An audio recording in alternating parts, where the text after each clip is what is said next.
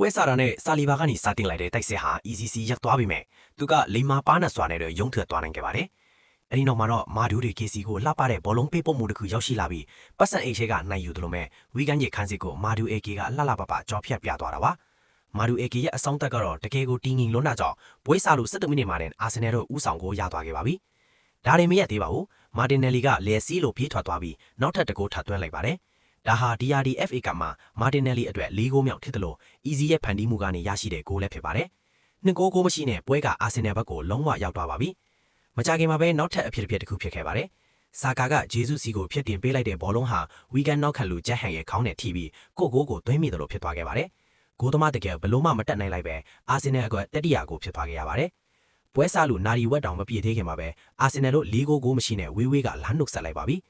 ခရစ္စတီယန်နော်ဂက်ရဲ့လှပတဲ့ပေးပို့မှုကနေတဆင့်ဂါဘရီယယ်ဂျေဇုကပရိသတ်တွေအကြိုက်ဂိုးသမားကိုကြော်သွင်းပြီးသူ့ရဲ့အရေးချင်းကိုပြသခဲ့ပါတယ်။ဝီဂန်ဘက်ကလည်းပြန်လည်တိုက်စစ်ဆင်ဖို့ကြိုးစားခဲ့ပါသေးတယ်။တေလာရဲ့ကန်ချက်ကိုဂိုးသမားကကာကွယ်သွားနိုင်ခဲ့တယ်လို့ဂျိုကေရဲ့ရဲ့ကန်ချက်ကလည်းတိုင်ထိပြီးထပ်သွားခဲ့လို့အာဆင်နယ်တို့ကံမကောင်းခဲ့ပါဘူး။ပွဲပြီးခါနီးမှာလည်းဇူဘီမန်ဒီရဲ့ဖြစ်တင်ဘောကိုမာတင်နယ်လီကခေါင်းတိုက်ခဲ့ပေမဲ့ဝီဂန်ဂိုးသမားတကယ်ကလက်စွမ်းပြပြီးပုတ်ထုံနိုင်ခဲ့ပါတယ်။အာဆင်နယ်တို့တိုက်စစ်ဆင်တိုင်း900တော့မလို့ဖွင့်နေလဲဒီပွဲဟာဝီဂန်အသက်တော့တကယ်ကိုအိမ်မက်ဆိုးတစ်ခုလိုပါပဲ။